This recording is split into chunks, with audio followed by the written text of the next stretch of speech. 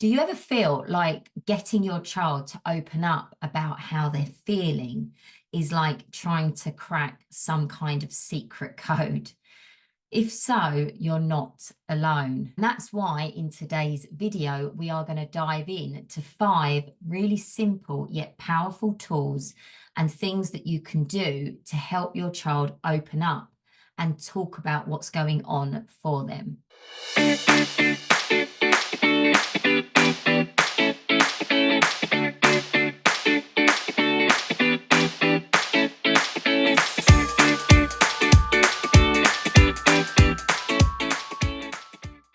Hi everyone, my name's Emma from M.Y.T.E. M.Y.T.E stands for Manage Your Thoughts and Emotions and was created to empower children to better manage their mental and emotional health, how they think, feel and act, so they build confidence and they build resilience to live a happy, healthy and most importantly, authentic life.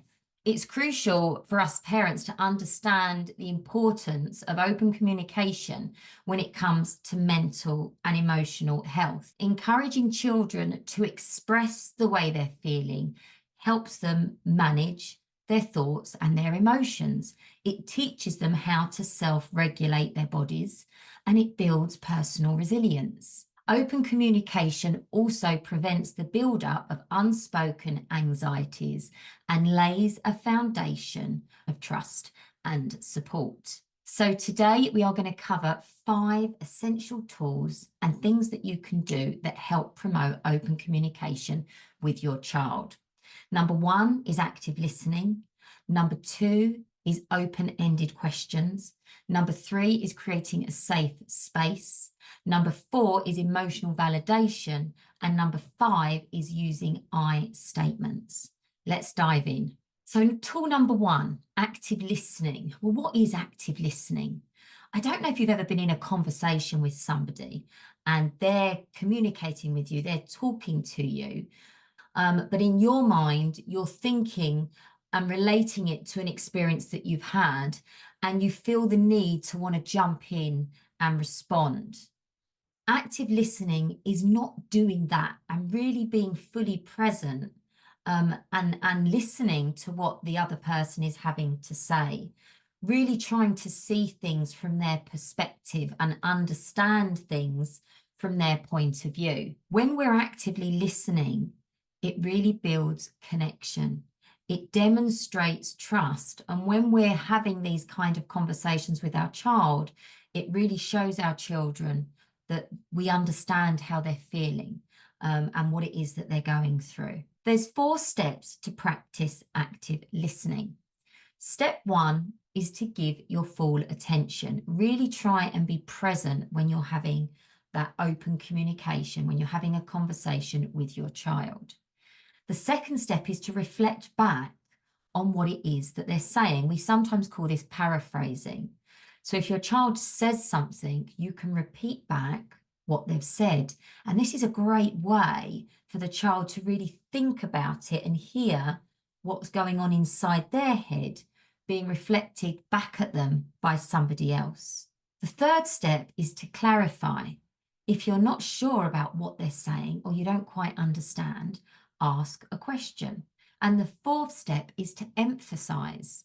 Show your emotions, show that you care and that you're there to support them. So let's imagine a scenario when it comes to active listening. Let's imagine that your child comes home from school upset about a disagreement that they've had with one of their peers. Instead of immediately trying to offer a solution to them, you might want to say something along the lines of, I hear that you're upset because your friend hurt your feelings, and I understand that must be really tough for you. When you answer in this way, it shows that you're listening and it really helps your child to feel supported. Tool number 2 is open-ended questions. So what are open-ended questions? Open-ended questions are questions that can't be answered with either a yes or a no. They require a bit more depth and a bit more thought around them. Open-ended questions promote critical thinking and they help children to really think about how they're feeling and delve a little bit deeper in why they may be feeling this way. And they lead on to much more meaningful conversations. Simple questions that you can ask to your child that are open-ended could be, how was your day today? How did that make you feel? Or can you tell me a little bit more about that?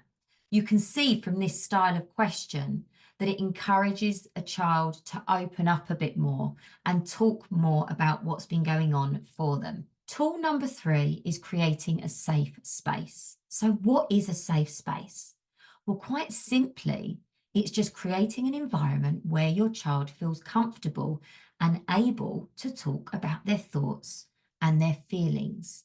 And some tips on helping you create a safe space isn't necessarily the environment that you're in, but it's things like being present and not trying to do 5 other things whilst having a conversation with your child. And also to be respectful without disagreeing with what they have to say and just really listening and letting them talk. So when's the best time to create this safe space and have these open conversations with your child? Well, that just depends on you and your family.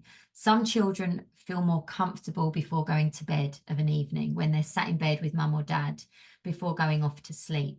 But it really depends on what works for you. I think the most important thing about creating that environment and that safe space is just being present, being empathetic, and just showing that you're there to listen and to do your best in understanding what's going on for your child.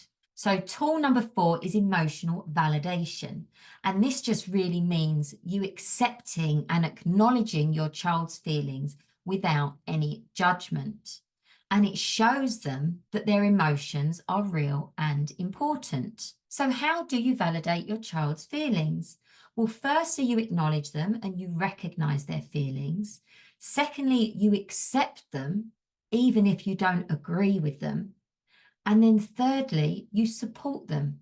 You offer comfort and understanding. Common phrases for emotional validation are, that sounds really tough, or I can see why you're feeling that way, or it's okay to feel upset. When my own child was struggling with anxiety, I remember that I began validating her feelings rather than dismissing them. And this made a huge difference in how she was communicating and opening up in how she was feeling. So tool number 5 is using I statements. And what are I statements? I statements focus on your own feelings rather than placing blame. And they help you communicate your own emotions without making your child feel attacked in any way.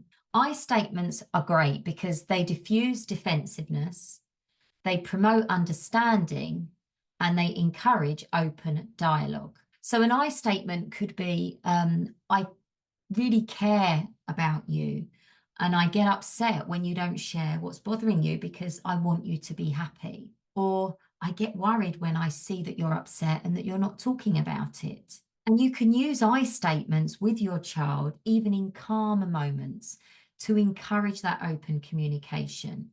And an example of that could be, I feel really happy when you talk to me about your day because I feel like we're really connected when you do that. I statements are really powerful because they help communicate concerns, desires, or needs without blaming others or sounding threatening in some way.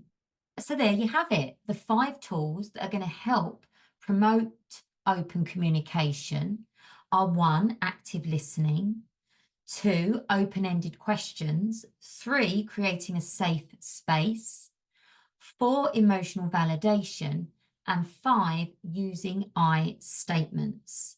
Using these tools consistently throughout the day, whether it be in the morning, at tea time, or before bedtime, can make a huge difference with communication and really make your child feel supported and understood, so they open up to you about the stuff that's going on for them. And remember, fostering open communication with your child is a journey, but each step you take brings you closer to understanding and supporting your child's emotional well-being. We'd love to hear your experiences or any tips that you have that encouraged your child to open up. So please share them in the comments below. And if you found this video helpful, then please give us a thumbs up and subscribe to the channel for future content on mental and emotional well-being for kids. Take care. Hey everyone, thanks for watching this video. If you'd like to learn more about M.Y.T.E, our M.Y.T.E program and its profound toolkit, jump over to our website and get in touch with us. We are here to support you and the children in your care.